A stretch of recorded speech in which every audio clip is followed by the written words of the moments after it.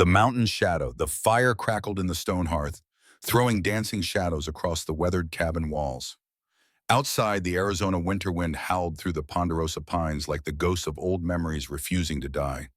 Jacob McKenna sat in his rocking chair, the same chair he had built with his own hands 25 years ago, and watched the flames consume another piece of split wood. At 68 years old, his hair had gone silver white, his face carved deep with lines like the bark of an ancient tree. But his eyes, those gray eyes sharp as mountain steel, still held the fire of a man who had seen too much death and chosen to keep living anyway. Around him sat the new generation.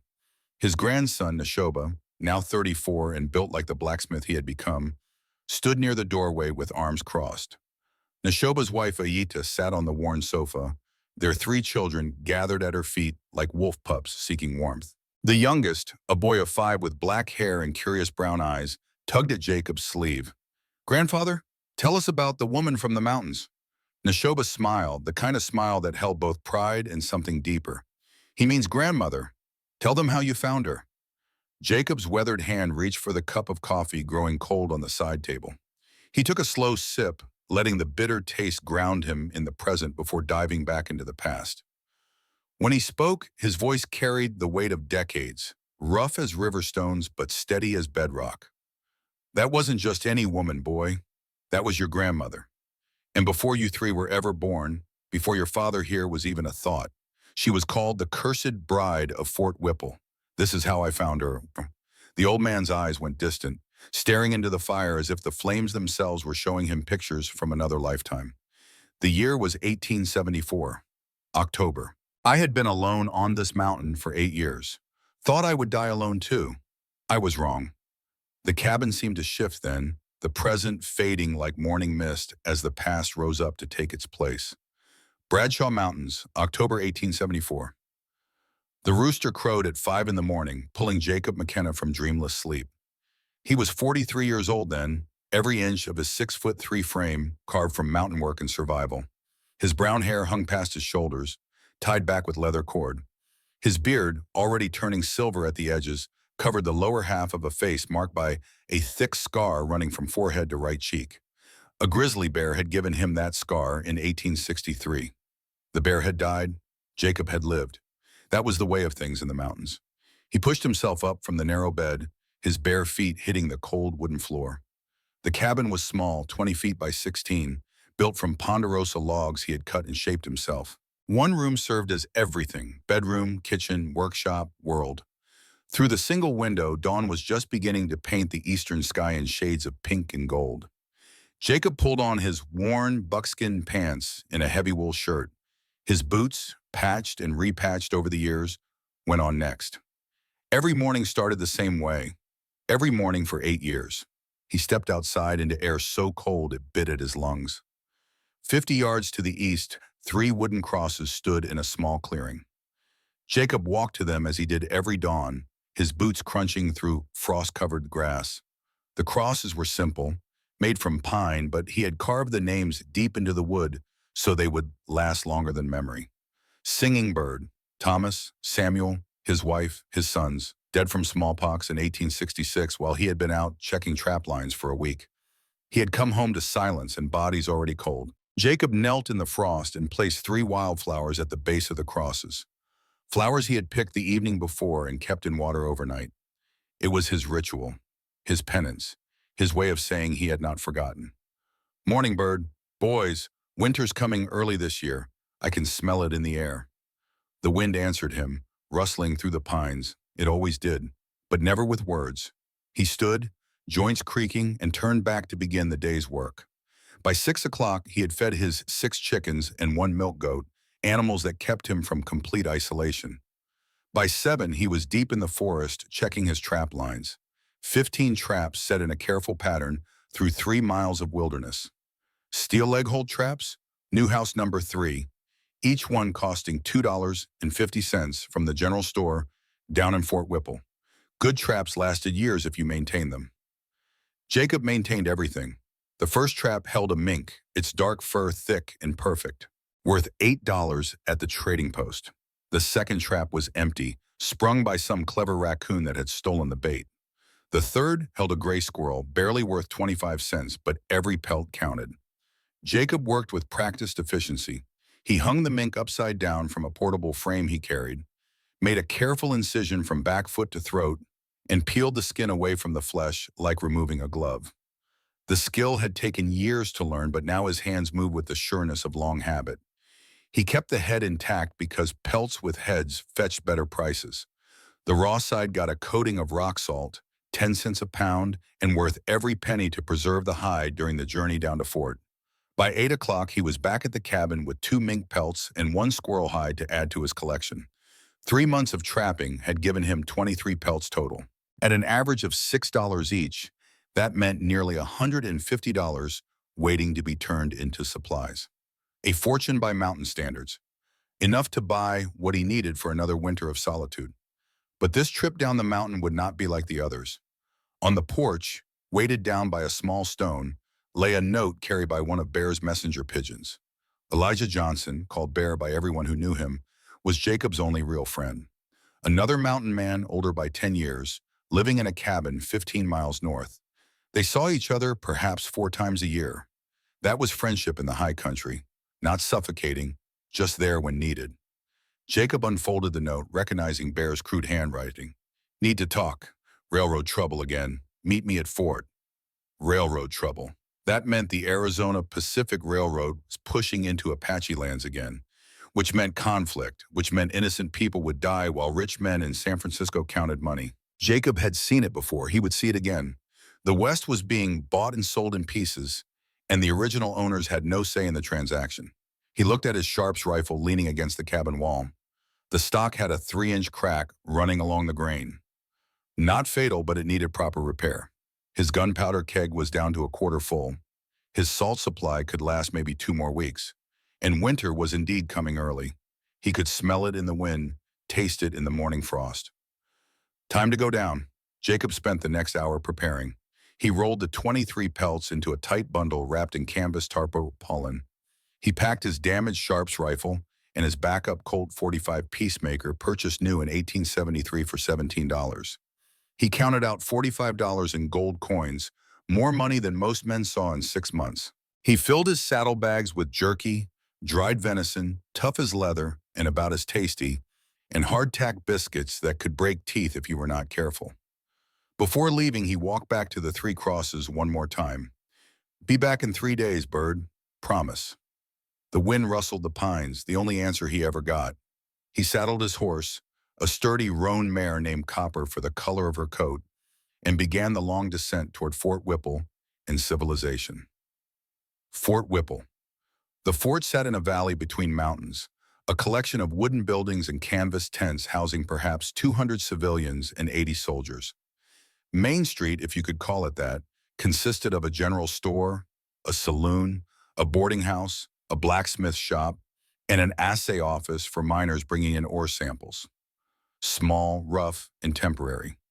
Every Western town started this way. Most died before they grew into anything permanent. Jacob rode in just after noon. The autumn sun warmed despite the chill promise in the air. People noticed him immediately. Hard not to. He was taller than most men, broader in the shoulders, and carried himself with the easy confidence of someone who had stopped caring what others thought years ago. Mountain men had a reputation, living alone for months, wrestling bears, speaking to trees. The reputation was half myth, half truth, and all useful for keeping fools at a distance.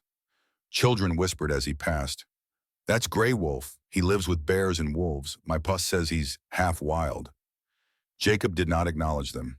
His destination was Henry Caldwell's general store, a squat building smelling of leather, tobacco, and coffee, the kind of place that sold everything from bullets to butter, nails to needles. He dismounted, tied Copper to the hitching post, and carried his bundle of pelts inside. Henry Caldwell stood behind the counter, a man of 46 with a growing belly and sharp eyes that missed nothing. Those eyes tracked Jacob's entrance with interest mixed with caution. "Jacob McKenna, long time since we've seen you. Must be 3 months. About that, Jacob hefted the bundle onto the counter. "Got pelts to sell."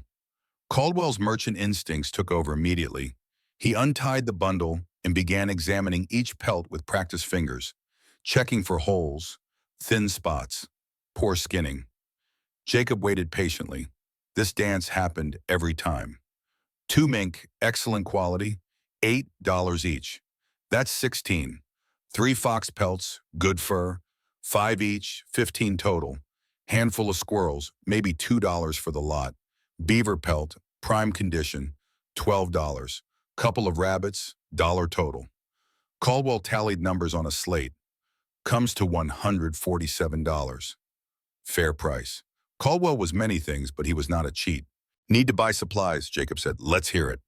10 pounds of salt, 2 kegs of gunpowder, 100 rounds of 45-70 for the sharps, box of 45 Colt, coffee beans, and I need Wilson the gunsmith to fix this crack in my rifle stock.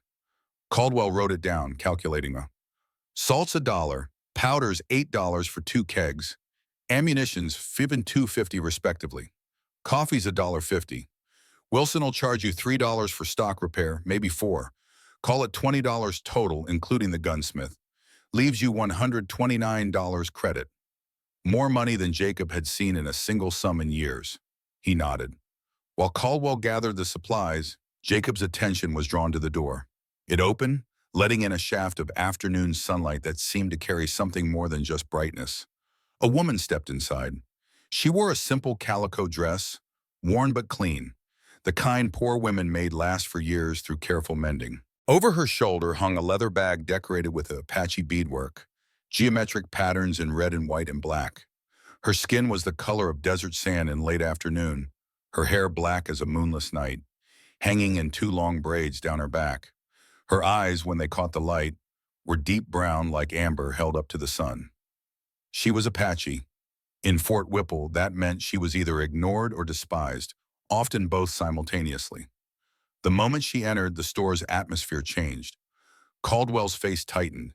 2 older women examining bolts of fabric in the corner immediately moved to the far side of the store, putting distance between themselves and contamination. A man near the door, a clerk from the assay office, made a show of spitting tobacco juice onto the floor, his eyes never leaving the Apache woman. She kept her gaze down, her voice soft when she spoke. Mr. Caldwell, I need to buy flour and some salt if you have it. Caldwell's tone turned cold, all merchant friendliness evaporating. Put money on the counter first. I don't give credit to your kind. The woman reached into her bag and placed coins on the worn wood. 3 silver dollars, a significant sum for someone who clearly had little. Jacob stood to the side, watching. He had not moved, had not spoken, but something in him recognized a moment of choice arriving. He could do nothing, as most men would. Or he could do something small, something that might mean nothing or might mean everything. He stepped aside, creating clear space between himself and the counter, making room for the woman to approach without crowding. It was a small gesture, deliberate. He met her eyes and gave a single nod of acknowledgement. Ma'am. For just a moment, perhaps 2 seconds, their gazes held. In her eyes, Jacob saw wariness, exhaustion, and something else. A flicker of surprise. Surprise that someone had treated her like a human being worthy of basic respect. Then the moment passed. She stepped to the counter. Caldwell measured out 5 pounds of flour and 2 pounds of salt with exaggerated slowness, as if handling her money required extra care to avoid contamination. He took the $3 and returned her change with coins dropped on the counter rather than placed in her hand. The woman gathered her purchases and left without another word, the door closing behind her with a soft click. Jacob turned back to Caldwell, who was already shaking his head. Jacob, you don't know what you just did. That girl is cursed. Everyone knows it. 3 men have died already, men who got too close to her. You want to be the 4th? Jacob's voice came out flat, cold as creek water in January. How did they die? Accidents. All of them accidents. Her husband shot during an army raid on Apache camps 3 years back. A trader who tried to court her fell off his horse and broke his neck last year. Young soldier who defended her from harassment died from a snake bite just a few months ago. Too many coincidences, Jacob. She carries death with her. I don't believe in curses, only in bad manners, which you seem to have in abundance today. Caldwell's face reddened, but he bit back whatever response tried to surface. Mountain men bought in bulk and paid cash. That bought them the right to speak their minds. Jacob gathered his supplies, arranged for Wilson to repair his rifle by tomorrow, and left the store. Outside, the afternoon sun had started its descent toward the western peaks. He stood on the wooden boardwalk and watched the Apache woman walking toward the edge of town, toward a small cluster of tents and lean-tos where the unwanted lived. 3 men dead, all accidents, but Jacob had lived long enough in wild country to know that accidents were often anything but. Animals did not leave tracks by accident, storms did not strike by coincidence, and men did not die in patterns without reason. He found himself wondering what the real story was behind the curse of the Apache woman. He would learn soon enough. Sooner than he wanted. The boarding house. Margaret Delaney ran the boarding house, a 2-story wooden structure with 8 small rooms and a common dining area. She was 40 years old, a widow for 5, and one of the few people in Fort Whipple with both a conscience and the courage to act on it. Her late husband had beaten her regularly until drink finally stopped his heart. That experience had given Maggie, as everyone called her, a particular sympathy for those who suffered unjustly. Jacob took a room for 3 nights, $2 per night including meals. Expensive by mountain standards, but he needed a real bed and hot food while waiting for his rifle repair. That evening, he found Maggie in the kitchen preparing dinner for her boarders. The smell of beef stew filled the warm room, rich and heavy. "Maggie, I need to ask you something." She looked up from stirring the pot, her round face showing curiosity. "About what?" "The Apache woman, the one they call cursed. What's her real story?" Maggie's expression shifted, sadness replacing curiosity. She set down her wooden spoon and wiped her hands on her apron. "Her name is Nalin, means maiden in Apache. She's 25 years old, and she has seen more death than any person should. But she is not cursed, Jacob. She is haunted by men who want her silent." "Tell me." Maggie glanced at the door to make sure no one was listening, then spoke quietly. 3 years ago, October of 1871, there was an Apache village called Pine Ridge, about 30 miles northeast of here. Small place, maybe 80 people. Nalin lived there with her family. She was getting married that day to a young warrior named Dakota. The whole village was celebrating. Maggie's voice dropped even lower. Colonel Harlan Cross led a cavalry raid on the village that afternoon, right in the middle of the wedding ceremony. He claimed they were on railroad land and needed to be removed. But the truth is the Arizona Pacific Railroad had paid Cross $15,000 to clear the Apache out so they could lay track through that valley. Jacob's jaw tightened. He knew Cross by reputation, a hard man, career soldier, decorated veteran of the Civil War. Also a man rumored to have flexible morals when money was involved. Cross gave them 5 minutes to evacuate.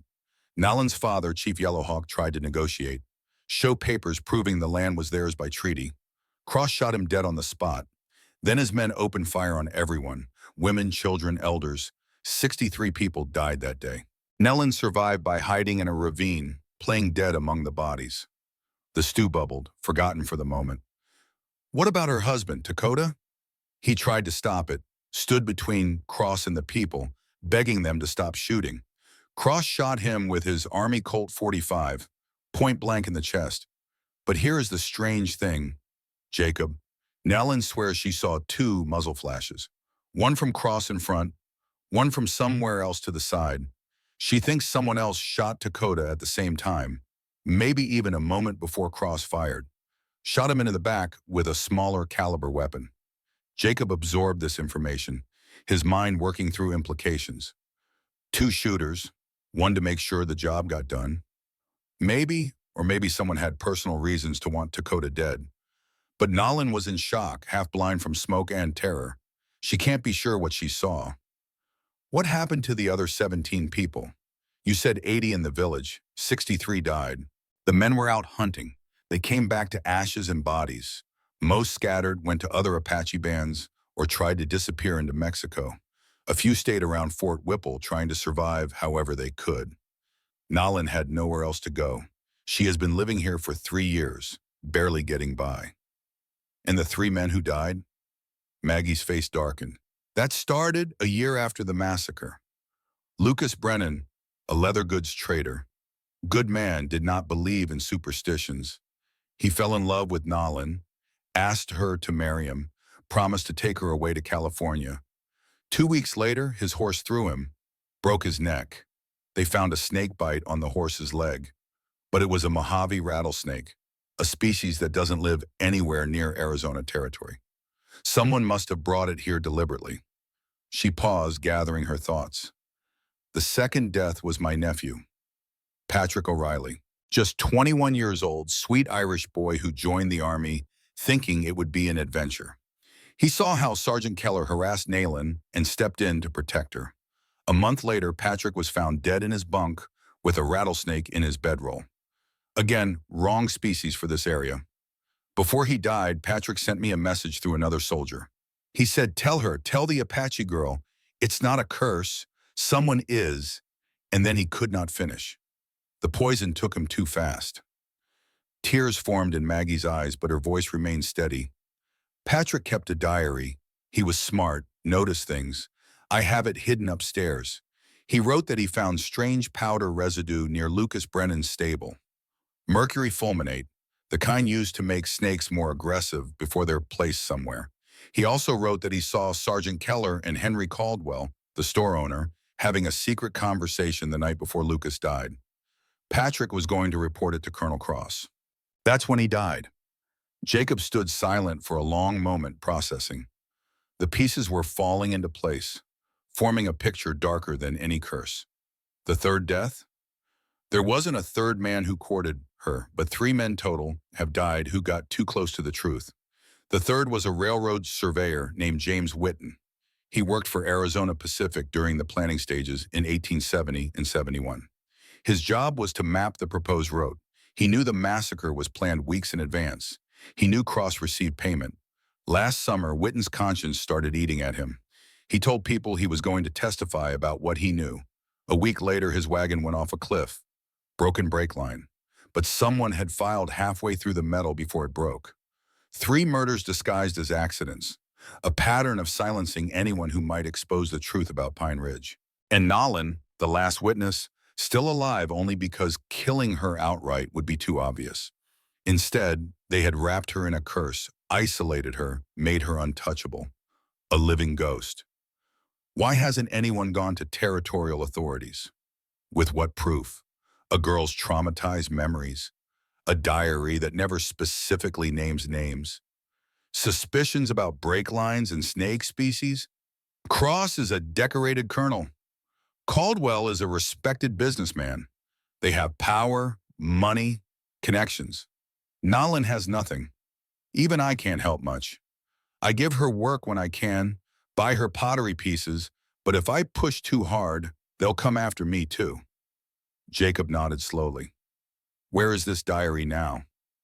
In my room, hidden in a hat box at the back of my closet. I didn't know who to trust with it, still don't. But Patrick was my sister's only son, and he died trying to do the right thing. Someone needs to know. Show me. 10 minutes later, Jacob sat in Maggie's private room reading Patrick O'Reilly's diary by lamplight. The handwriting was neat, the observations detailed. Patrick had been smarter than most gave him credit for. September 1st, 1873. Found residue near Brennan's stable. Tested it with flame. Burns bright green. Mercury compound, used in snake handling. Why would a leather merchant need that? September 2nd. Saw Sergeant Keller talking to Caldwell after midnight behind the saloon. Caldwell handed him something wrapped in cloth. Money? They did not see me watching. September 3rd. Must tell Colonel Cross what I suspect. Lucas Brennan's death was murder. The Apache girl Nalin is innocent. Someone is trying to silence everyone who gets close to her or who knows about Pine Ridge. I think it goes higher than Keller. I think the entry ended there. Patrick had died that night. Jacob closed the diary and looked at Maggie. I need to talk to Nayland. Where does she live? Small tent at the south edge of town. But Jacob, be careful. If they see you spending time with her, you'll be next. That's how the curse works. It's not magic. It's murder. I know, but I spent 8 years hiding from the world after my family died. I won't hide from this. He stood, tucked the diary inside his coat, and headed for the door. Behind him, Maggie's voice was soft but firm. Patrick would have liked you, Jacob. He had that same stubborn honor. Jacob did not reply. Some things did not need words. Outside, the sun had set fully, leaving Fort Whipple lit by scattered lanterns and the glow from saloon windows. Jacob walked south past the last proper buildings into the area where the unwanted made their temporary homes. He found Nolan's tent easily. It was small, patched canvas stretched over a wooden frame, barely large enough for one person. Light showed through gaps in the fabric. She was home. Jacob approached and stopped a respectful distance away. Miss Nayland, my name is Jacob McKenna. I would like to talk to you if you are willing. Silence. Then the tent flap pulled back and Nolan's face appeared, lit from behind by a small oil lamp. Her expression was wary, defensive. I know who you are. You are the mountain man. Why do you want to talk to me? Have you come to warn me to stay away like everyone else? No, I came because I think someone is trying to kill you by making everyone else afraid to help you. I think the curse is a lie to keep you isolated, and I think I know who is behind it. Her eyes widened slightly. For 3 years, no one had believed in her. No one had cared. Now a stranger was saying the words she had stopped hoping to hear. Come inside, she said quietly, but quickly, before anyone sees. Jacob ducked through the tent flap into a space even smaller than it appeared from outside. The floor was covered with a woven mat, Apache craftsmanship. A bedroll lay against one wall, a small trunk against another. Pottery pieces, her work presumably, sat on a wooden crate. Simple, sparse, the home of someone with nothing but refusing to give up entirely. Nayland sat cross-legged on the mat, gesturing for Jacob to do the same. The lamp between them cast their shadows large on the canvas walls. Why do you believe me, she asked. No one else does. Because I read a dead soldier's diary, Patrick O'Reilly. He figured out the deaths were not accidents. He died trying to expose it. Nayland's face crumpled slightly, grief breaking through her defensive wall. Patrick was kind. He did not deserve what happened. Neither did you. Neither did your people at Pine Ridge, but deserving and getting are two different things in this world. Jacob's voice was gentle despite its roughness. Tell me about that day, about your wedding, about what you saw. So she told him. She spoke about the morning of October 15th, 1871. The joy of her wedding day, the ceremony preparations, the whole village gathered in celebration. Her father, Chief Yellowhawk, strong and proud in his ceremonial clothes. Dakota, her betrothed, nervous and smiling. Then the thunder of hooves, the cavalry appearing from 3 directions, surrounding the village. Colonel Cross on a black horse, sitting tall and righteous, declaring they were on railroad land and had 5 minutes to evacuate or be removed by force. Her father trying to negotiate, showing papers, old treaties, proof of legal claim. Cross drawing his pistol and shooting her father through the heart without hesitation. Chaos, screaming, gunfire, the smell of burning canvas as soldiers torched the tents. And Dakota, standing between the soldiers and the fleeing women and children, arms spread wide, begging them to stop. His voice rising above the noise. We surrender. Please, we surrender. Colonel Cross riding forward, raising his Colt 45. And then, this is what Nayland had seen.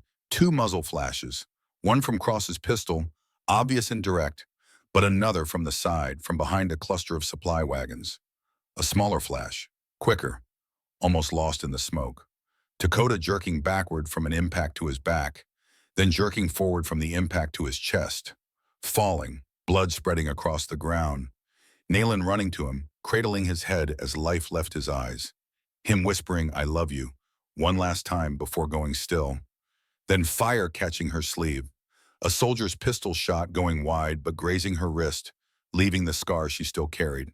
Her falling into a narrow ravine, landing among bodies, covering herself with dust and stillness until the soldiers declared everyone dead and rode away. 3 days hiding in that ravine, too terrified to move, listening to coyotes and vultures. Finally crawling out and walking until she reached Fort Whipple and collapsed in front of Maggie's boarding house. Jacob listened without interrupting. When she finished, silence filled the small tent. 2 shooters, he finally said. One to make sure Dakota died. Cross's shot might have been survivable. at least long enough to tell what happened.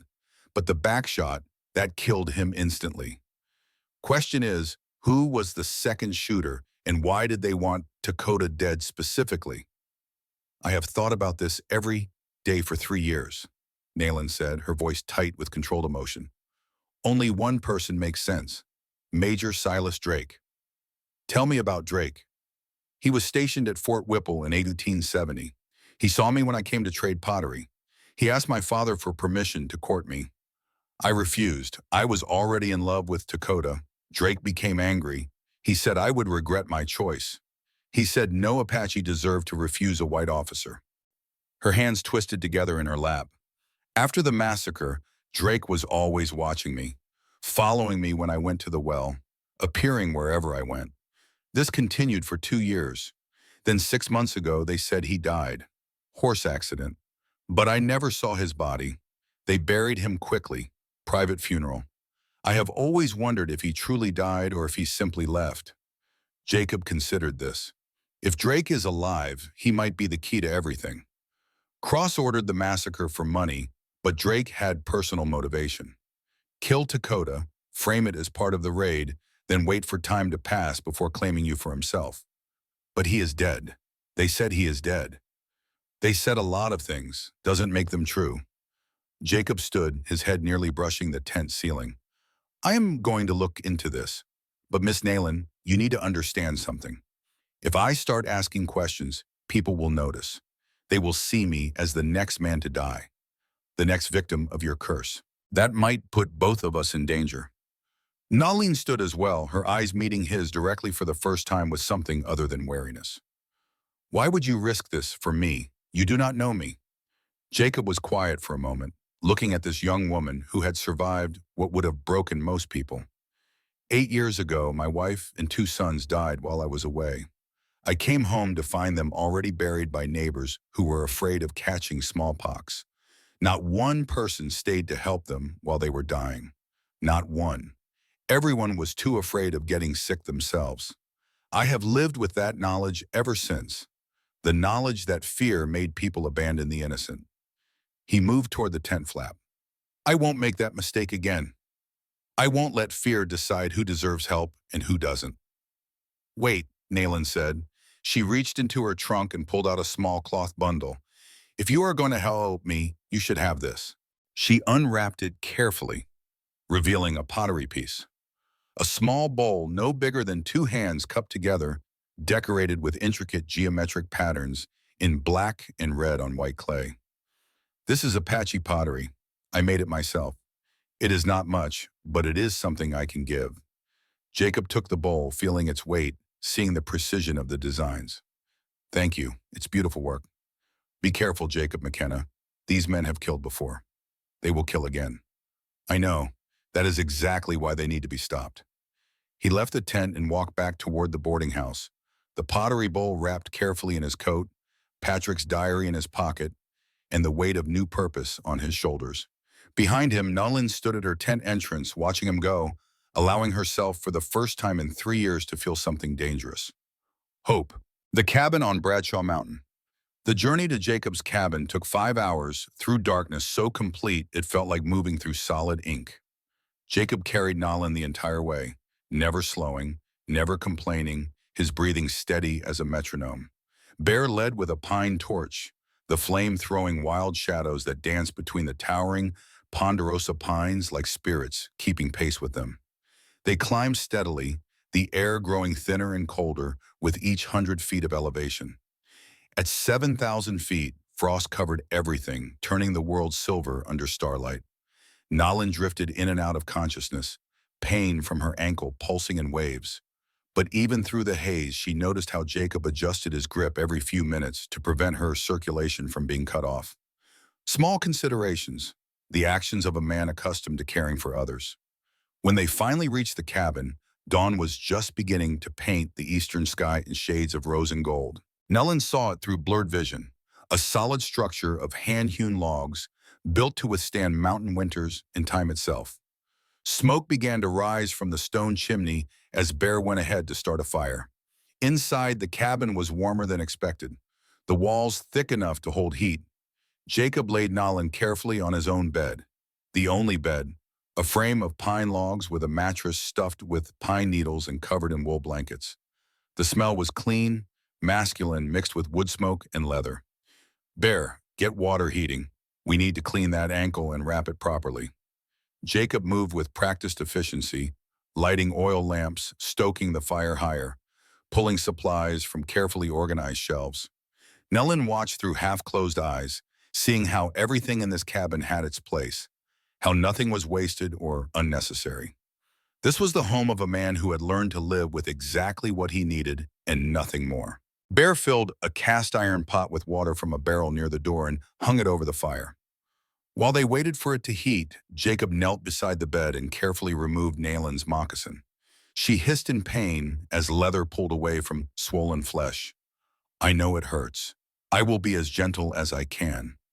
His fingers probed the ankle with surprising delicacy, feeling for breaks, testing range of motion. After a thorough examination, he sat back.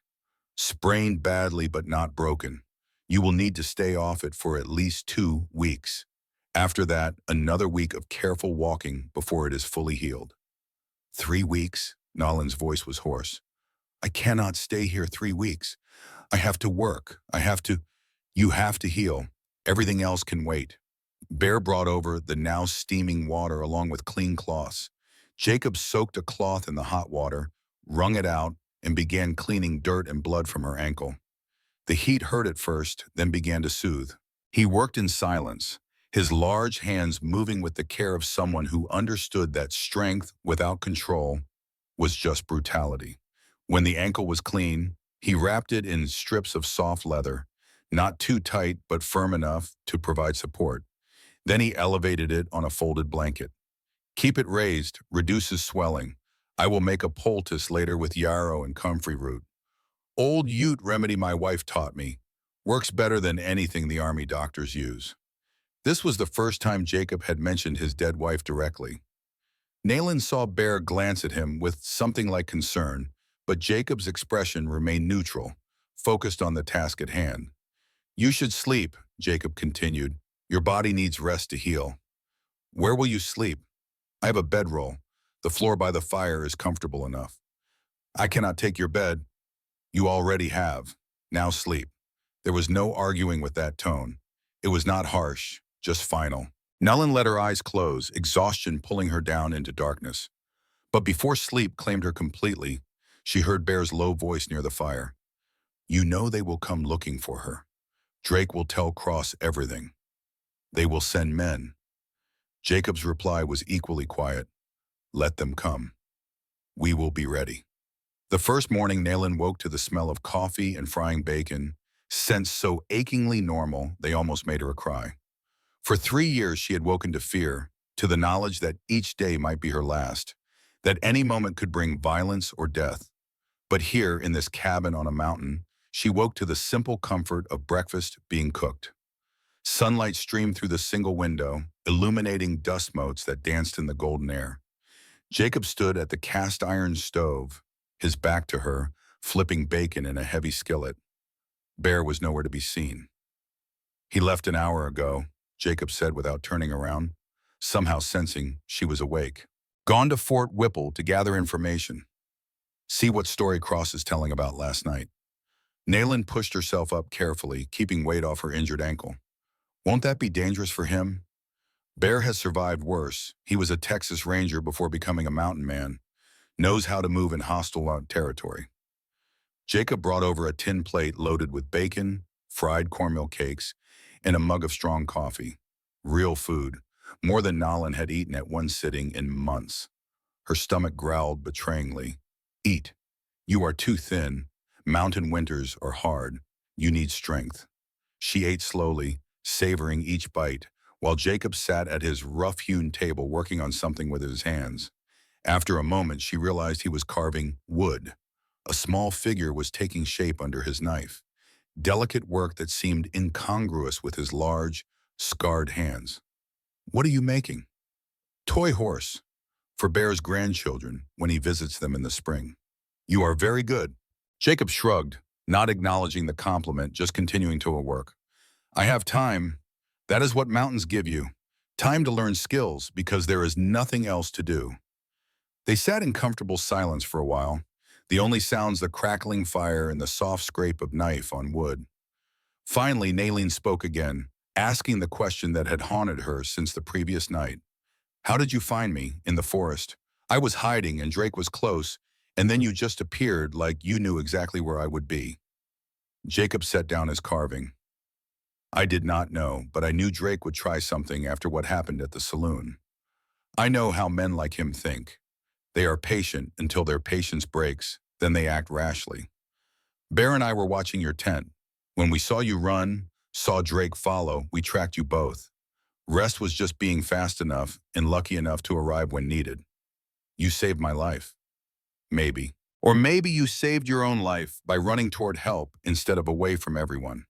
That took courage.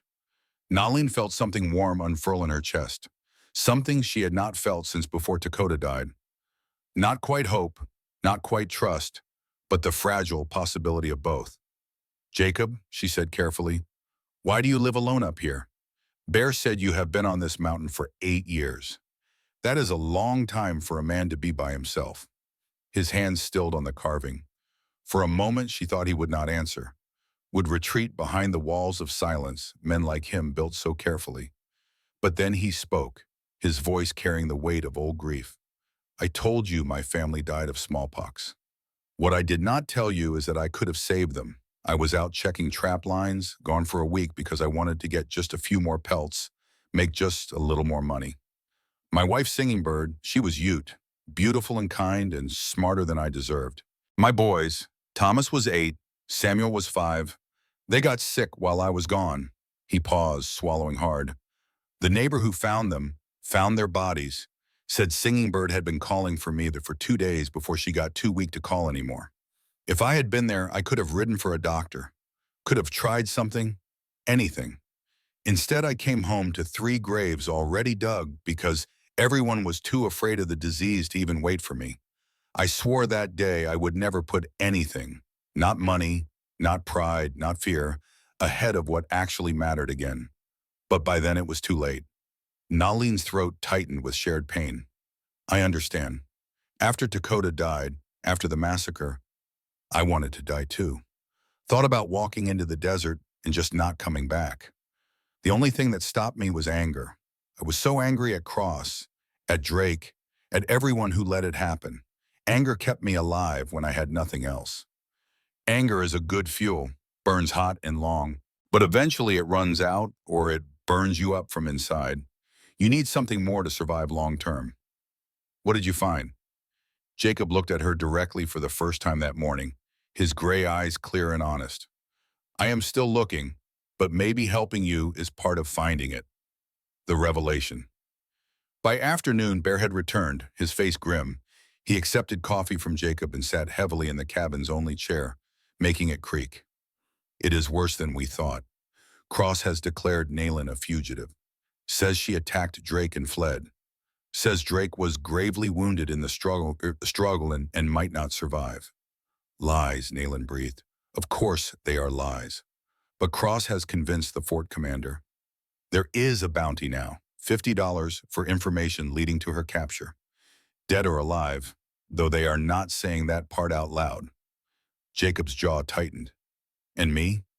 You are wanted as an accomplice, harboring a fugitive. They are calling you dangerous, possibly insane from living alone so long. Says you attacked Drake without provocation. More lies. Enough people believe them. Cross has power and reputation. You are just a hermit. Who do you think folks will believe? Nalene felt ice in her stomach. This is my fault. I brought this on you both. If I just stop, Jacob's voice cut through her rising panic. This is not your fault. This is Cross's fault. Drake's fault. The fault of every person who chose money and power over justice. You are the victim. Remember that. Bear leaned forward. There is more. I talked to Reverend Blackwood. He has been doing some investigating of his own since we talked. He found something in the fort's records. Something important. What? Colonel Cross received an unusual payment in October 1871. $15,000 deposited to his account at the Territorial Bank in Prescott. The deposit was made by a company called Western Development Associates. Sounds innocent enough, except Western Development Associates is a shell company owned by the Arizona Pacific Railroad. It exists only on paper. Its sole purpose is to make payments that the railroad does not want traced directly back to them. Jacob absorbed this. So we have proof Cross was paid for the massacre. We have proof he received money from a railroad subsidiary at the exact time the massacre happened. That is not quite the same as proof he was paid to commit murder. But it is close. Very close. What about Drake? That is the interesting part. Reverend Blackwood checked military records. Drake did not die 6 months ago. His death was reported, but there was never a body. The Army held a memorial service and closed his file without ever confirming death. Blackwood thinks someone high up, probably Cross, filed false paperwork to make Drake officially dead. Why would Cross do that? Bear's expression darkened. Because Drake was becoming a liability. Too obsessed with Nolan, too unstable. By making him officially dead, Cross could cut him loose. If Drake was ever caught doing something criminal, Cross could claim he had no knowledge Drake was alive, that Drake must have deserted and faked his death. Gives Cross deniability. Nolan spoke up, her voice steady despite her fear. But if Drake is supposed to be dead, how is he working with Cross now? Because Cross needs him. Drake knows where all the bodies are buried, literally and figuratively. He was there for the massacre. He shot Dakota. He helped kill the witnesses. Cross cannot afford to have Drake turn against him, so he keeps him close but hidden. Drake lives in the shadows doing Cross's dirty work, probably hoping that eventually Cross will reward him by letting him have you. When the pieces were falling into place, forming a picture of conspiracy and murder that stretched back 3 years. Jacob stood and walked to the window, looking out at the mountain vista. We need more than circumstantial evidence and accounting records. We need someone to testify who was actually there. Someone who saw what happened and is willing to talk. The other survivors from Pine Ridge, Nayland said suddenly. 17 people escaped. Most scattered, but a few are still in the territory. My father's brother, my uncle, he lives with another Apache band near Camp Verde, about 40 miles from here. He was out hunting during the massacre, but he came back and saw the aftermath. He helped bury the dead. Would he testify? If I asked him to. His name is Karuk. He is a respected elder. His word carries weight even with white men who know him. Bear nodded slowly. That could work. Apache testimony is usually dismissed in white courts, but an elder with a good reputation, backed by financial records in Patrick's diary, that might be enough to convince Judge Whitmore to open an investigation. It is still dangerous, Jacob said. 40 miles to Camp Verde. We would have to take Nolan, and she cannot ride with that ankle. It would take days moving slow, and Cross's men would be searching the whole time. Then we move careful and smart. Use trails they would not expect. Nayland interrupted. There is another problem. Even if my uncle agrees to testify, even if we reach Judge Whitmore, what stops Cross from just killing us all? He has already murdered over 60 people.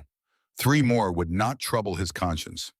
Jacob turned from the window, his expression hard. That is why we need insurance. Something that ensures if anything happens to us, the truth comes out anyway. Multiple copies of evidence sent to different people. A dead man's switch. You have a plan? Working on one, but first you need to heal. 2 more weeks, then we move. Training and bonding. The days that followed fell into a rhythm. Mornings, Jacob would check Nolan's ankle, redress it with fresh bandages and his herbal poultice. The swelling gradually reduced, the angry purple fading to yellow-green.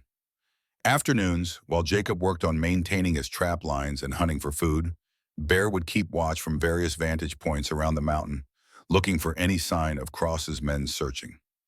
Evenings were spent around the fire, talking, planning, and slowly, almost imperceptibly, becoming something like a family. Nayland learned about Jacob's life before the mountain. He had been an Army scout from 1850 to 1858, tracking Apache and Comanche for cavalry units. Good at his job, but increasingly uncomfortable with the brutality he witnessed. When his enlistment ended, he married Singing Bird, a Ute woman he had met during a trading mission, and tried to make a quiet life in the mountains. I thought I was done with violins, he told her one evening. Thought I could just trap and hunt and live peaceful. Then the smallpox came and I learned you cannot escape the world's violence. It finds you anyway. Bear, in turn, shared stories of his years as a Texas Ranger, chasing outlaws across brutal desert, learning to track men the way most people tracked animals. He had retired when his wife died, giving birth to a son who died with her, unable to continue living in civilization that reminded him of loss. We are all up here for the same reason, Bear said, poking the fire with a stick. Running from pain. But pain is patient, follows you anywhere. Eventually, you have to stop running and face it. Nayland shared her own story in pieces. Life in Pine Ridge before the massacre. The simple joy of her betrothal to Dakota. How he had been gentle and funny and had made her feel safe. The terror of that afternoon when everything ended. The 3 years since living as a ghost in Fort Whipple, neither accepted nor driven away, existing in limbo. I stopped feeling like a person, she admitted.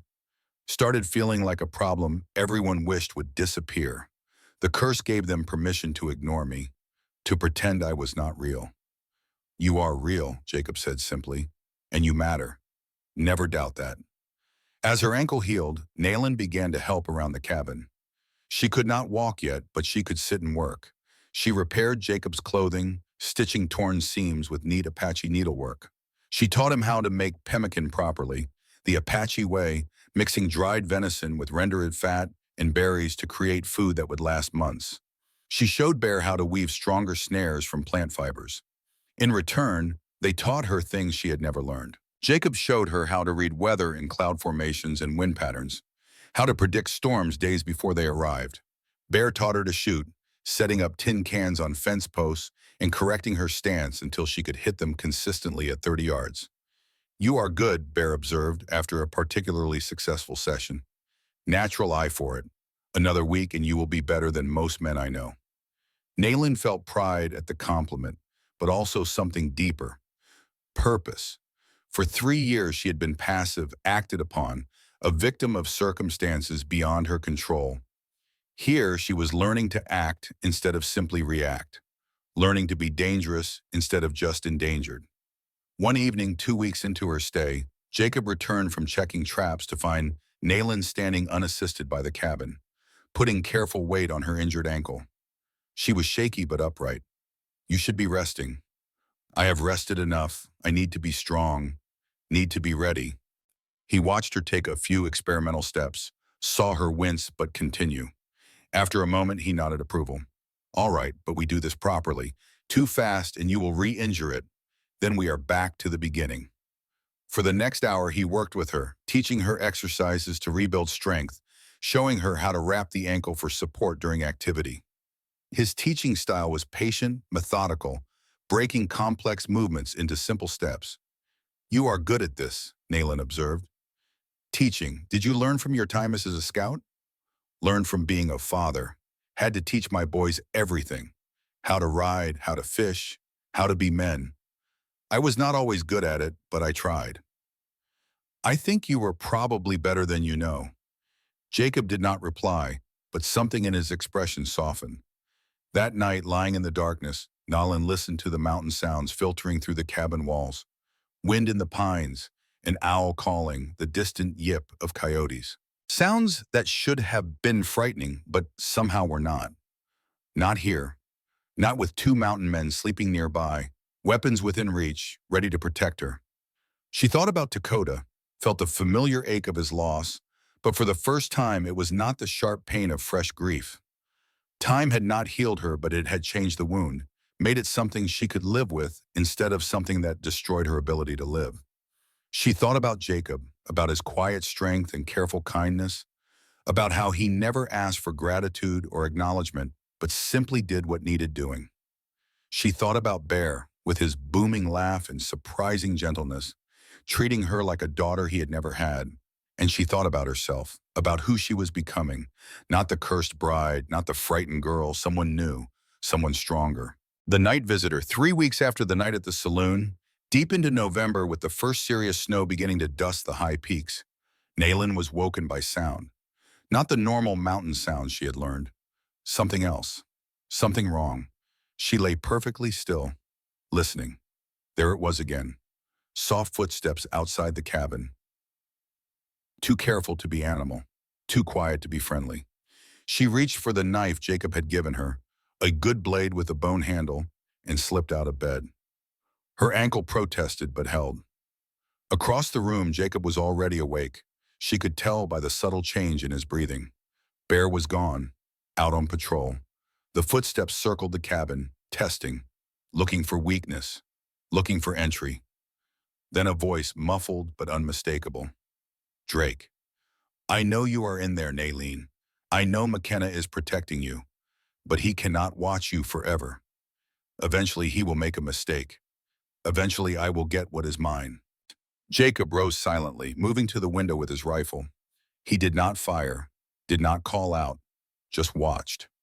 Colonel Cross has authorized your execution, Drake continued. Says you are too dangerous to take alive. But I convinced him to let me try one more time to bring you in peaceful. He agreed, gave me 3 days. After that, he sends 20 men to burn this cabin down with everyone inside. So you have a choice. Come with me now, willingly, and I will make sure Cross forgets about McKenna and Johnson. Or stay and watch them die trying to protect you. Silence. Then Drake's voice again, softer, almost pleading. I loved you, Nayland, since the first time I saw you in 1870. I know you love Dakota, but he is gone. I am here. I am alive. We can still have a life together. Mexico, California, anywhere you want. Just come with me. Nolan felt sick. This was not love. This was obsession, possession, the same sickness that had led Drake to shoot Dakota in the back. She stepped to the window beside Jacob. Let Drake see her face in the lamplight. I will never go with you, she called out. I would rather die than let you touch me. What you call love is just hunger, just wanting to own something you can never have. You killed my husband, killed my people. You are a monster, and I will see you hang. Long pause. Then Drake's voice changed, all pretense of gentleness dropping away, revealing the rage beneath. Then you will watch your protectors die. And when they are dead, when you have no one left, I will take you anyway. You were always mine. You just did not know it yet. Footsteps retreated, fading into the forest. Jacob lowered his rifle, his jaw tight. He will come back with Cross's men. 3 days, like he said, or sooner. We need to move now, tonight. Where? Camp Verde. Get your uncle. Then straight to Prescott and Judge Whitmore. We run out of time. I can travel. The ankle is not perfect, but it will hold. Bear appeared at the door, having circled around during the confrontation. I heard. We should leave within the hour. Pack light, move fast. They will expect us to run south or west. We go northeast through the high passes. Harder travel, but less likely to encounter patrols. For the next hour, the cabin was organized chaos. Jacob packed food, ammunition, extra clothing. Bear prepared the horses, 3 of them now, borrowed from a friendly rancher who asked no questions. Nolan gathered the evidence they had accumulated. Patrick's diary, copies of Cross's banking records that Bear had obtained, written statements from Maggie and Reverend Blackwood. As the first gray light of dawn touched the eastern sky, they mounted up and began the descent from Bradshaw Mountain, leaving behind the place that had been sanctuary for 3 weeks. Behind them, smoke rose from the cabin's chimney, a decoy. Jacob had set a slow-burning fire that would keep smoke rising for hours, making any observers think they were still inside. By the time Cross's men arrived at the empty cabin, they would be miles away, moving toward a confrontation that would determine whether justice could still exist in a world bought and sold by men like Colonel Harlan Cross. The game had entered its final phase, and everyone involved knew that some of them would not survive to see its end, the journey to Camp Verde. They rode hard through country that tested both horses and humans. The high passes Jacob had chosen were brutal, narrow trails clinging to cliff faces where one misstep meant death. Snow had begun to fall in earnest now, November storms sweeping down from the peaks, turning the world into a confusion of white and gray. But the weather that made travel miserable also made tracking nearly impossible. Their trail disappeared under fresh snow within minutes of passing, and the wind howled so loudly that any sounds of pursuit were lost in its fury. 3 days they traveled, stopping only when the horses absolutely required rest. They slept in caves and under rock overhangs, huddled around small fires that gave more comfort than warmth. Jacob rationed their food carefully, making sure Nalin ate enough even when she insisted she was not hungry. "You need strength for what is coming," he told her on the second night, pressing jerky and hardtack into her hands. "This gets worse before it gets better." Bear kept watch while they slept, his massive frame somehow disappearing into shadows, becoming part of the landscape. During the brief periods when he did sleep, he snored loud enough to wake the dead, a sound that should have been annoying, but instead became oddly reassuring. If Bear was snoring, nothing had killed him yet. On the third day, they descended from the high country into the Verde Valley. The snow gave way to cold rain, then to mere dampness as elevation dropped. The landscape changed from pine forest to high desert scrub, juniper and pinyon replacing the tall timber. Camp Verde appeared in the distance, just as the sun broke through clouds for the first time in days. It was smaller than Fort Whipple, a military outpost with perhaps 50 soldiers and a handful of Apache families living in an uneasy arrangement nearby. The Apache here had made peace, choosing survival over pride, working as scouts and laborers for the army in exchange for protection from settlers who would otherwise drive them out entirely. Nalin's uncle Kuruk lived in a traditional wickiup at the edge of the Apache settlement, a dome-shaped structure made from wooden poles covered with brush and canvas. Smoke rose from the opening at its center, signaling he was home. As they approached, an old man emerged. He was perhaps 60 years old, his face carved deep with lines, his long hair completely white and tied back with a red cloth. His eyes, when they found Nalin, widened with recognition and something that might have been joy. "Little Flower?" He used her childhood name, the one given before she had taken the adult name Nalin. "Is it truly you?" Nalin slid from her horse and embraced him, both of them speaking rapid Apache that Jacob could not follow. But he did not need to understand words to recognize the emotion. This was family finding family, connection surviving despite years and distance and death. After several minutes, Kuruk switched to English for the benefit of Jacob and Bear. "You have grown into the woman your mother hoped you would become. But why are you here, and who are these men with you?" "Uncle, these are friends, Jacob McKenna and Elijah Johnson. They saved my life. They are helping me bring justice for Pine Ridge." Kuruk's expression darkened at the mention of the massacre. "Justice. After 3 years, you speak of justice. What justice can exist when the soldiers who killed our people still wear their uniforms with honor?" "That is what we are trying to change," Jacob said, his Apache rough but understandable. "We have evidence against Colonel Cross, proof he was paid to commit murder. But we need testimony from someone who was there, who saw the aftermath, someone whose word cannot be easily dismissed." "And you think my word will not be dismissed? I am Apache. In white man's courts, we are less than human. You are a respected elder. Even the soldiers at this camp know you as a man of honor. Judge Whitmore knows you. Your testimony, combined with financial records and other evidence, might be enough." Kuruk was silent for a long moment, studying Jacob with eyes that missed nothing. "You are the one they call Grey Wolf, the mountain man who lives alone. I have heard of you. I've heard you treat all people fairly, regardless of skin color. Heard you buried your Ute wife with full honors according to her people's ways. This is true?" "It is true." "Then you understand what it means to lose everything, to have the world take from you until you have nothing left but grief and anger." "I understand." Kuruk nodded slowly. "Come inside, we will eat. We will talk. Then I will decide." The interior of the wickiup was warm and surprisingly spacious. Kuruk's wife, a woman of similar age with kind eyes and hands twisted by arthritis, prepared a meal of rabbit stew and fry bread. They ate in silence, following Apache custom of not conducting serious business on an empty stomach. When the meal was finished and coffee had been poured, Kuruk finally spoke. "Tell me everything. Leave nothing out." So they told him. Nalin described the massacre in detail, forcing herself to relive every moment. Jacob presented the evidence, laying out Patrick O'Reilly's diary, the banking records, the pattern of murders. Bear explained the conspiracy, how Cross and Drake had worked together to eliminate witnesses and silence truth. Kuruk listened without interrupting, his face carved stone, revealing nothing. When they finished, he sat staring into his coffee cup for so long that Jacob began to fear he would refuse. Then the old man spoke, his voice heavy with memory.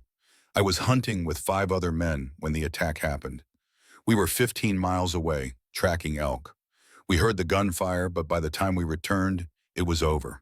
The village was burning, bodies everywhere. Women, children, elders. My brother, Chief Yellowhawk, lay dead with his ceremonial shirt soaked in blood. His wife, my sister-in-law, dead beside him. 27 children dead. Babies who would never grow up. 36 adults, including my brother, Chief Yellowhawk, his wife, warriors, women, and elders. 63 lives ended. I counted every body. I helped bury them all. It took 3 days. His hands trembled slightly on the coffee cup. I wanted to fight, wanted to take my rifle and hunt down every soldier responsible.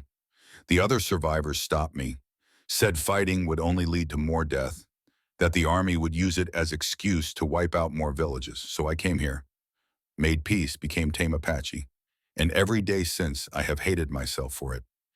He looked up, meeting their eyes in turn. If there is chance to make those responsible answer for what they did, I will take it, even if it costs me everything, even if they kill me for speaking. Some things are worth dying for. My people's honor is one of them. Relief flooded through Jacob. Thank you. Your courage. Do not thank me yet. We still have to survive long enough to reach Prescott. Cross will not let us go easily. He has too much to lose. That is why we move fast, leave tomorrow at first light. 5 days hard riding to Prescott if we push the horses. 5 days, Kuruk repeated. Long time to stay alive when someone wants you dead. The ambush at Copper Canyon. They left Camp Verde before dawn, now 4 riders instead of 3. Kuruk rode a paint horse he had owned for 15 years, a tough animal with endurance to match its master. The old man sat his saddle with the ease of someone who had been riding since childhood, his body remembering the rhythm even as age tried to steal flexibility. The plan was simple: ride northwest to Prescott, avoiding main roads, sticking to game trails and old Apache paths that few white men knew existed. Keep watch constantly. Trust nothing. For 2 days, it worked perfectly. They saw no one except a few scattered ranchers who paid them no attention. The weather held, cold but clear, good for travel. They made excellent time, covering 40 miles the first day, 35 the second. On the third day, as they rode through a narrow canyon called Copper Canyon for the red stone walls that rose 100 feet on either side, Bear suddenly raised his hand in warning. Everyone stopped. Bear sat perfectly still, head cocked, listening. After a moment, he spoke quietly. Something is wrong. Too quiet. No birds, no small animals. Like everything ran away from something. Jacob loosened his rifle in its scabbard. Ambush? Maybe, or we are being paranoid. Better paranoid than dead. They continued forward slowly, every sense alert. The canyon narrowed further, walls closing in until the trail was barely wide enough for horses to pass single file. The perfect killing ground. That is when the first shot rang out. The bullet struck rock inches from Jacob's head, chips of stone flying like shrapnel. His horse reared, screaming. Jacob fought for control while simultaneously trying to locate the shooter. More shots coming from both sides of the canyon, echoing and re-echoing until it sounded like a small war. Off the horses! Take cover! They dismounted in a chaos of noise and fear, dragging the panicked animals behind rock formations. Jacob's mind cataloged threats automatically. At least 4 shooters, maybe 6. Good positions, high ground, clear lines of fire. Professional ambush. Well planned. A voice echoed down from the canyon rim, amplified by the stone walls. Colonel Harlan Cross. Mr. McKenna, I know you can hear me. You have something that belongs to the United States Army. Return the fugitive, and you can ride away alive. Jacob did not waste breath answering. He was scanning for targets, looking for any sign of the men shooting at them. There, a flash of movement. He raised his sharps and fired, the big rifle booming like thunder. A scream suggested he had hit something. Return fire intensified, bullets ricocheting off stone, whining through the air like angry insects. Bear had his Winchester in action, firing methodically at muzzle flashes, not wasting ammunition, but making each shot count. Kuruk crouched behind a boulder with an old Henry rifle, his shooting steady and precise despite his age. Nalin had drawn the revolver Jacob had given her, a Colt 38, smaller than his 45 but deadly enough at close range. She had not fired yet, waiting, conserving ammunition, remembering what Bear had taught her about making every bullet count. "We cannot stay here," Bear shouted over the gunfire. "They have us pinned. Eventually they will flank us, or just wait until we run out of ammunition." Jacob knew he was right. This position was temporary at best. They needed to break out or they would die here. He studied the canyon walls, looking for possibilities. There on the north wall, a crack in the stone, possibly climbable, leading to a ledge 20 feet up. If they could reach that ledge, they could move along it and escape the ambush from above. "See that crack? The one that looks like lightning?" Bear followed his gaze. "You are insane. We cannot climb that under fire. We cannot stay here either. I will provide cover. You get the others moving." "Jacob, do it!" Jacob rose from cover and began firing, not aiming carefully now, just laying down, suppressing fire, forcing the ambushers to duck. The sharps boomed again and again, each shot making the men above think twice about exposing themselves. Bear grabbed Nalin. "Move, now!" He half-carried, half-dragged her to the base of the crack. Karak followed, moving with surprising speed for his age. They abandoned the horses. No choice. The animals would never make the climb. Bear went first, his bulk making the climb look impossible. But he had spent years in these mountains and knew how to move. Hand over hand, finding holds where none seemed to exist, breathing hard but moving steadily upward. Nalin followed, her injured ankle screaming protest, but she ignored it, focusing only on the next handhold, the next foothold, climbing because the alternative was death. Kuruk came after, his old hands still strong, his body remembering movements from youth. Below, Jacob kept firing, his rifle growing hot, his shoulder bruising from recoil. He was counting rounds. 3 left, then 2, then 1, then empty. He dropped the sharps and drew his Colt 45, smaller caliber but faster to reload. He fired the revolver with both hands, not frontier showmanship, but practical shooting, controlling recoil, making the weapon do what he needed. Above, Bear reached the ledge and hauled himself over. He immediately turned and reached down for Nalin, pulling her up with one massive heave. Kuruk came next, the old man's face red with effort but determined. Now it was Jacob's turn. He sprinted for the crack, bullets kicking up dirt at his heels. His hands found the first hold and he pulled himself up, climbing fast, not looking down, not thinking about the fall or the bullets or anything except upward motion. A bullet struck the rock beside his hand. Stone splinters cut his cheek. He kept climbing. Another bullet, this one so close he felt the wind of its passing. Still climbing. Bear's massive hand appeared above him, reaching down. "Grab on!" Jacob grabbed and Bear pulled, muscles straining, lifting Jacob's full weight like he was a child. For a moment, Jacob hung in space, nothing below but 40 feet of empty air and hard stone. Then he was over the lip, rolling onto the ledge, breathing hard. "Welcome to the party," Bear gasped. Below them, Cross's voice echoed up, filled with rage. "You cannot run forever, McKenna. I have 50 men. I will track you to the ends of the earth." Jacob caught his breath and shouted back, "Then you better bring more men, Colonel, because we are going to Prescott. We are going to Judge Whitmore, and we are going to tell him everything you did." Cross's response was immediate. More gunfire, concentrated now on the ledge where they huddled. But the angle was bad for the shooters below. Most bullets missed entirely, the few that came close ricocheting harmlessly off stone. "Move," Jacob ordered. "Along the ledge. There has to be a way down on the far side." They moved in single file along the narrow ledge, backs pressed against stone, shuffling sideways. The ledge was barely 2 feet wide in places, crumbling in others. One slip meant death, but they had no choice. Behind them, they could hear Cross organizing his men to circle around, to cut off any escape. The ledge seemed to go on forever, but finally it widened and began to slope downward, becoming a rough trail that switched back down the far side of the canyon wall. They descended as fast as they dared, gravity their friend now, pulling them toward level ground and escape. They emerged from the canyon just as the sun touched the western horizon, painting the sky in shades of blood and fire. Behind them, they could hear Cross's men still searching, but the sound was distant now, confused. "We need horses," Kuruk said. "We cannot reach Prescott on foot." "There is a ranch about 5 miles west," Bear said. "Belongs to a man named Dutch Werner. Old friend, he will help us." "Will he stand up to Cross?" "Dutch was a colonel himself in the war. He does not scare easy, and he hates corrupt officers. Lost a son to one during the march to Atlanta." They walked through growing darkness, every muscle screaming, feet blistered, but alive. That was what mattered. They were still alive. Dutch Werner's ranch appeared like a blessing. A solid house, barn, corrals with horses, light in the windows, the smell of cooking food. Werner himself answered their knock, a man in his 60s with white hair and a beard to match. His eyes were sharp, military sharp, assessing them in seconds.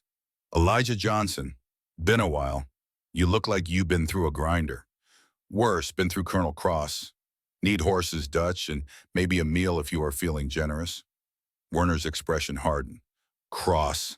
That bastard is still strutting around in uniform. Come in. All of you. You can tell me why Cross wants you dead while my wife feeds you." An hour later, fed and rested, they told Werner everything. He listened with the same intensity Kurok had shown, asking sharp questions, demanding details. When they finished, he sat back and whistled softly. 63 people. Jesus, I knew Cross was bitter after his boy died, but this, he shook his head. "You have proof?" "Enough to start an investigation, maybe enough to convict if the judge is willing to look honestly at the evidence." "Whitmore is honest, stubborn as a Missouri mule and twice as mean, but honest. If you can get to him, he will listen." Werner stood. "Take 3 horses from my corral. Best I have. There is a trail that leads northwest, cuts 20 miles off the trip to Prescott, but it is rough. Cross will not expect you to use it because most men cannot handle the terrain. You can. We cannot pay. Do not insult me. Some things you do not do for money. You do them because they are right. Now get some sleep. Few hours anyway. You leave before dawn." They slept in Werner's barn, warm and safe for the first time in days. Jacob took first watch, sitting in the hayloft with his rifle, watching the dark landscape for any sign of pursuit. Nayland climbed up to join him, moving quietly. "You should sleep," Jacob said without turning around. "So should you. So should. But neither of us will." She sat beside him, close enough that their shoulders touched. They sat in silence for a while, listening to night sounds, the distant yip of coyotes, the rustle of mice in the hay. "Thank you," Nayland finally said, "for everything, for believing me, for protecting me, for risking your life." "You do not need to thank me." "I know, but I want to, because after Dakota died, I thought I would never trust anyone again. Never let anyone close. But you and Bear, and even Karuk, you have shown me that good people still exist, that not everyone is like Cross and Drake." Jacob was quiet for a moment. "I should tell you something about why I really helped you. It was not just because it was right. It was because you reminded me of Singing Bird. Not your looks or your voice, but your strength, your refusal to give up even when everything was against you. Singing Bird was like that, strong in ways I never was. When she died, I thought that kind of strength died with her. But seeing you survive 3 years of hell with your spirit intact, it gave me hope that strength like that still exists in the world." Nolan felt tears forming, but did not let them fall. "I was not strong, I was barely surviving." Surviving is strength, especially when it would be easier to give up. Never doubt that. They sat together as the stars wheeled overhead, 2 people who had lost everything finding something like peace in shared silence. The trial at Prescott. They reached Prescott 2 days later, exhausted, filthy, and alive. The territorial capital was larger than Fort Whipple, a real town with proper buildings, streets, and the courthouse where Judge Aaron Whitmore presided. Whitmore was 62 years old, a former Union officer and lawyer who had come west after the war seeking opportunity and had instead found a calling in bringing law to lawless territory. He was known for three things: his refusal to take bribes, his volcanic temper when someone tried to lie in his courtroom, and his absolute commitment to justice regardless of who it benefited or harmed. They found him in his chambers, reviewing case files. When Bear explained who they were and why they had come, Whitmore's eyebrows rose nearly to his hairline. "Colonel Harlan Cross, you are accusing him of mass murder, conspiracy, and witness elimination. That is a serious charge, extremely serious. He is a decorated officer with 30 years of service." "We have proof," Jacob said, and laid out the evidence. Whitmore read Patrick O'Reilly's diary carefully, examined the banking records, listened to Kurok's testimony about the massacre and its aftermath. He asked sharp questions, prodding for inconsistencies, testing the reliability of each piece of evidence. Finally, he leaned back in his chair. "This is compelling, very compelling, but it is also circumstantial. The diary does not name Cross directly. The banking records show money changed hands, but not specifically for what. Testimony from massacre survivors is notoriously difficult in territorial courts because defense lawyers claim trauma makes witnesses unreliable." Jacob's heart sank. "So you will not investigate?" "I did not say that. I said it is difficult, not impossible. Here is what I can do. I can issue a warrant for Drake's arrest on suspicion of murder. He is officially dead, which means if he is alive, he committed fraud at minimum. If we can capture Drake and get him to testify against Cross, that would be the leverage we need." "Drake will never testify," Nayland said. "He is loyal to Cross." "Everyone is loyal until facing a noose. Men talk when their necks are on the line. Trust me, I have seen it hundreds of times." "There is a problem," Bear said. "Cross has to know we are here by now. He will be coming with enough men to make sure we never leave Prescott alive." Whitmore smiled grimly. "Let him come. This is my town, my courtroom. I have 20 deputies and jurisdiction over every soldier in the territory. If Cross or Drake set one foot in Prescott, I can arrest them on suspicion pending investigation. They know that, which means they will try to stop you before you can testify formally." "We are ready." "Good, because tomorrow morning I am convening an emergency hearing. You will present your evidence under oath. I will make a determination about whether to issue arrest warrants and open a formal investigation. If I do, the territorial marshal will take over and Cross's military authority becomes irrelevant. He becomes just another criminal." They left the courthouse with something they had not felt in a long time. Hope, real hope that justice might actually happen. That night, they stayed at a boarding house near the courthouse, taking rooms on the second floor with windows facing the street. Bear kept watch while the others slept, his Winchester across his lap, ready for anything. The final confrontation. The attack came at midnight. Bear saw them first, shadows moving in the street below. A dozen men, maybe more, spreading out to surround the building. Military precision. Cross's men. "Wake up!" Bear's voice cut through sleep like a knife. "We have company!" Jacob was up instantly, rifle in hand. Kurok moved to the window. Nayland grabbed her revolver and positioned herself where she could cover the door. Below, a voice shouted up. "Not Cross this time, Drake." "Last chance, Nayland. Come down and no one else has to die. Stay up there, and everyone burns. Your choice, wow." "He is bluffing," Jacob said. "He cannot burn down a building in the middle of town without bringing the law down on him."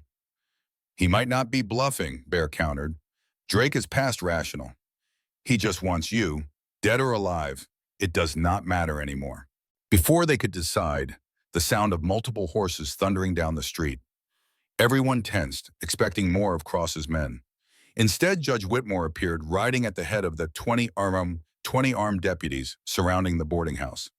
"Silas Drake," Whitmore's voice carried absolute authority. "You are under arrest for fraud, desertion, and suspicion of murder. Surrender immediately or my deputies will fire." Drake's voice came back, but higher now, touched with hysteria. You have no authority over me. I am already dead. I do not exist. You exist enough to threaten citizens in my town. Surrender or die. Your choice, time. A long moment of silence, then gunfire erupted, Drake's men opening fire on the deputies. The street exploded into chaos. Muzzle flashes lighting the darkness, men shouting, horses screaming. Jacob did not hesitate. He broke out the window with his rifle butt and began shooting, targeting Drake's men from above, the elevation giving him perfect angles. Bear joined him, their combined fire devastating. Kuruk fired more slowly but with deadly accuracy, his old Henry rifle barking steadily. Nolan watched the door, knowing if anyone broke through the deputy's line, they would try to come up the stairs. The battle lasted perhaps 5 minutes, but felt like hours. When it finally ended, the street was littered with bodies. 8 of Drake's men dead, 3 deputies wounded but alive, and Drake himself standing in the middle of the street, his pistol empty, surrounded by rifles. Whitmore dismounted and walked toward Drake with complete confidence. Silas Drake, you are under arrest. You will face trial for multiple murders, conspiracy, and treason. Drake laughed, a sound without humor. You think I care about trials? I am already dead. Cross will protect me. He always protects me. I know too much. Then tell us what you know. Testify against Cross. I can arrange leniency. For a moment, something flickered in Drake's eyes. Calculation, survival instinct. But then it died, replaced by the obsession that had driven him for years. The only thing I want is in that building. Give her to me and I will tell you everything. That will never happen. Drake's face twisted with rage. Then you get nothing. He moved fast, pulling a hidden knife from his boot, lunging at Whitmore. The judge, no stranger to violence, stepped aside smoothly. 2 deputies fired simultaneously. Drake jerked backward, blood blossoming on his chest. He fell, tried to rise, failed. Whitmore knelt beside him. Last chance, Drake. Tell me about Cross, about Pine Ridge, about the railroad money. Die with some shred of honor. Drake's breath came in wet gasps. Blood bubbled at his lips. His eyes found the window where Nolan stood watching. She was supposed to be mine, he whispered. I killed for her. I died for her. And she chose everyone but me. Not fair. Not fair. His eyes went vacant. He was gone. Whitmore stood, his face showing disgust. Get him off my street, and someone get word to Colonel Cross that his accomplice is dead and testified to nothing. Let him sweat, wondering what we know. As deputies moved to remove Drake's body, a small sound came from the shadows near the boarding house. A child's whimper. Jacob turned, hand moving toward his gun, then stopped.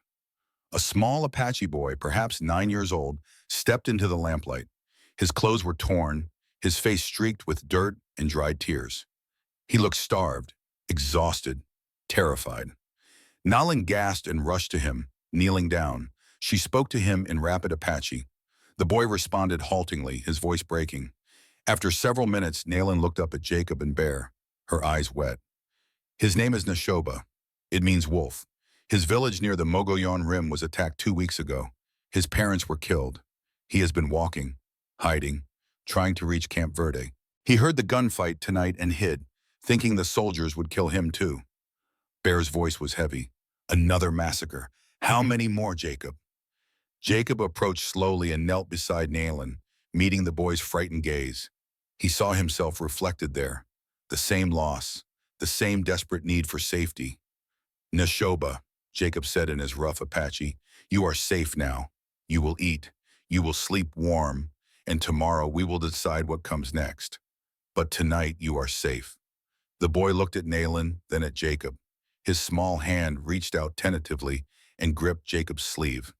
Whitmore watched this exchange. McKenna, I think you just found yourself a son.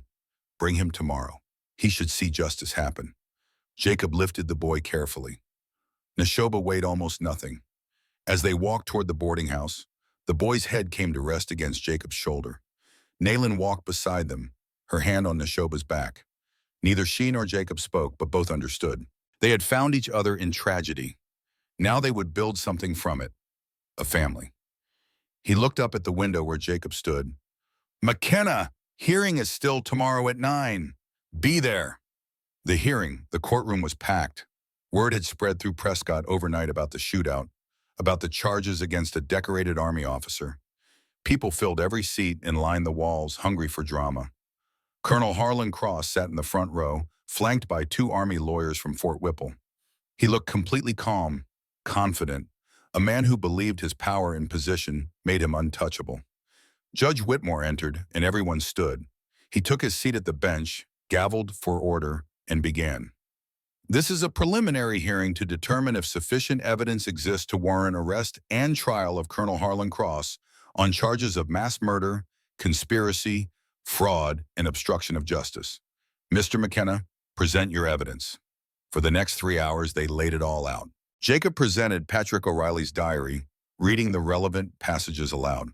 Bear presented the banking records, explaining how Western Development Associates was a railroad shell company. Kuruk testified about the massacre, his voice never wavering as he described finding the bodies, including his brother, Chief Yellowhawk. Nayland testified last. She told everything: the wedding day, the soldiers arriving, her father being shot, Dakota being killed by 2 different weapons, the 3 years of isolation and fear, the murders of Lucas Brennan, Patrick O'Reilly, and James Whitten, Drake's obsession and Cross's conspiracy. The courtroom was absolutely silent as she spoke. Even Cross's lawyers seemed shaken. When Nayland finished, Whitmore turned to Cross. "Colonel, you have heard these accusations. Do you wish to respond?" Cross stood, every inch the dignified officer. "Your Honor, this is a fabrication constructed by a disturbed Apache woman with a history of making wild accusations, aided by 2 mountain hermits with no credibility, and supported by an old Indian whose testimony would not be accepted in any respectable court. I was at Pine Ridge on October 15th, 1871. That is a matter of public record. But I was there on official Army business, clearing squatters from railroad land. The Indians refused to leave peacefully. Force was necessary. Everything I did was legal and authorized. Do you deny receiving $15,000 from the Arizona Pacific Railroad?" Cross did not hesitate. "I deny no such payment because no such payment occurred. The banking records you have are fraudulent. Western Development Associates is a legitimate company that I have never had dealings with. Someone has manufactured evidence to frame me." Whitmore's eyes narrowed. "You are saying this is all a conspiracy against you? That multiple witnesses, documents, and circumstances all aligned by chance to make you look guilty?" "I am saying that I am the target because I have been effective at my job, effective at enforcing the law and protecting settlers. Certain elements would like to see me removed. This is their attempt." Jacob stood from his seat. "Your Honor, may I speak?" "Proceed." Colonel Cross said everything he did at Pine Ridge was legal and authorized. If that is true, he should have no trouble producing written orders authorizing the attack. Every military action requires written orders. Where are yours, Colonel? Cross's face showed the first crack in his composure. "Those records are at Fort Whipple. I can retrieve them." "Then retrieve them, we will wait." Cross's lawyer stood quickly. "Your Honor, this is highly irregular. My client should not have to prove his innocence. The burden of proof lies with the accusers." "Normally, yes," Whitmore agreed. "But your client just claimed he acted on official orders. I want to see those orders. Court will recess for 3 days while the colonel produces his documentation. If he cannot produce it, that absence will be noted." Court adjourned. The gavel fell. Cross left the courtroom quickly, his lawyers surrounding him. But Jacob saw the fear in his eyes now, the recognition that his carefully constructed lie was falling apart. 3 days later, Cross returned, but he did not bring orders. Instead, his lawyers filed a motion to dismiss based on lack of jurisdiction, claiming military matters could only be tried by military tribunal. Whitmore denied the motion in 10 seconds. "You murdered civilians, Colonel. That makes it civilian jurisdiction. Present your orders, or I will assume they do not exist." Cross stood, his composure cracking completely now. "Those orders were destroyed in a fire at Fort Whipple 2 years ago. All records from that period were lost." "How convenient. So you have no evidence you were acting under orders. But we have evidence you received illegal payment. We have testimony from multiple witnesses about what actually happened, and we have a pattern of subsequent murders to silence those witnesses. Cross's voice rose, but he caught himself. Military discipline, reasserting control. Your Honor, this is a travesty. I am being judged on manufactured evidence and unreliable witnesses. Careful, Colonel, you are close to contempt. Cross took a breath. I apologize, but I maintain my innocence. Those orders existed. The fire at Fort Whipple destroyed them. Whitmore leaned back. Then answer me this, Colonel. Your son, Captain William Cross, how did he die? Cross's face tightened. He died in combat in 1870. That is not accurate. Whitmore pulled out a document. His Medal of Valor citation says he died protecting 3 Apache children from soldiers attempting to enslave them. He was shot by Private James Hoskins, a white soldier who was court-martialed and hanged. The Apache children he saved testified at that trial. The courtroom went silent. Cross's knuckles whitened on the table. Jacob stood. Your Honor, may I address the Colonel? Proceed. Jacob turned to Cross. Your son died a hero. He died saving Apache lives from his own soldiers. And those 3 children are alive today because of him. One is a scout, one is a translator. One teaches at the reservation school. They remember Captain William Cross as the man who gave his life for them. Cross's jaw clenched. Jacob continued quietly. You killed 63 people in his name, but your son died protecting Apache. You dishonored everything he stood for. You do not speak about my son. Cross's voice shook. Then tell us the truth. Why did you really massacre Pine Ridge? Cross stood abruptly, his chair falling back. For a long moment he stared at Jacob, decades of control warring with rage and grief. When he finally spoke, his voice cracked. My son was a fool, an idealist. He thought he could make peace with savages, and it got him killed, not by Apache, by his own men, because there is no peace here, only chaos. So you decided to kill innocents? Jacob asked. I decided to bring order, Cross shouted. The railroad brings civilization, law, progress. If some backwards tribe stands in the way, they move or die. That is the price. So you admit you killed them, Whitmore said. Cross spun toward the judge. I removed obstacles. I took the railroad's money because I earned it. I had the courage to do what weak men refuse. Yes, I killed those people. I burned Pine Ridge. I shot Chief Yellowhawk. And I would do it again because this territory needs strong men who make hard choices. The courtroom erupted. Cross stood in the center, his confession complete, his face twisted with self-justification. Whitmore's gavel crashed. Order! When silence returned, Whitmore spoke with ice in his voice. Colonel Harlan Cross, you have confessed to premeditated mass murder and conspiracy. Deputies, arrest this man. Cross's face went from red to white. Wait, I did not. That was not. You meant every word. Take him. Cross looked around wildly, trapped. Then he reached beneath his coat and drew his service revolver. I will not hang for doing what was right. He aimed at Whitmore and fired. The bullet missed, striking the bench. Jacob was already moving, tackling Cross before he could fire again.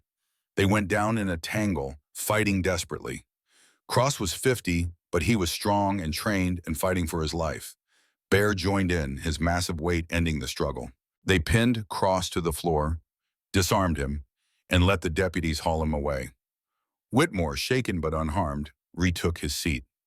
That was attempted murder of a judge in open court, added to the existing charges. Colonel Cross, you will hang for this. I guarantee it. The winter after Colonel Harlan Cross was hanged on January 15, 1875.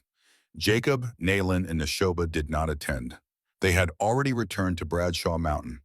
The boy adapted slowly. For weeks he barely spoke, ate little, woke screaming from nightmares. But gradually the rhythm of mountain life began to heal what words could not. Jacob taught him to check trap lines, to read weather in the sky, to move silent through the forest. Every lesson was given with patience, never rushed, always gentle. One afternoon in March, Jacob found Neshoba sitting by the 3 wooden crosses. They were my first family, Jacob said, sitting beside him, my wife and sons. They died while I was away. Do you still miss them? Neshoba asked. Every day, but the sadness has changed. It used to drown me. Now it just reminds me they were real, that they mattered. Will I always be sad? Jacob chose his words carefully. Yes, but one day you will remember your parents and smile instead of cry. It takes time. How much time? Different for everyone. But you do not have to wait alone. Nalin and I are here. We are your family now, if you want us to be. Neshoba was quiet, then softly, "Can I call you father?" Jacob's throat tightened. "I would be honored." That night, Neshoba fell asleep with his head against Jacob's shoulder. Nullen met Jacob's eyes across the fire and smiled. They had both lost everything, but they were building something new from the ashes, not a replacement for what was gone, something different, equally precious. A family forged by choice and love and the refusal to let evil have the final word.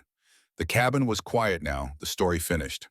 Jacob McKenna, age 68 but still strong, still clear-eyed, sat in his rocking chair and watched his great-grandchildren processing what they had heard. Neshoba spoke first.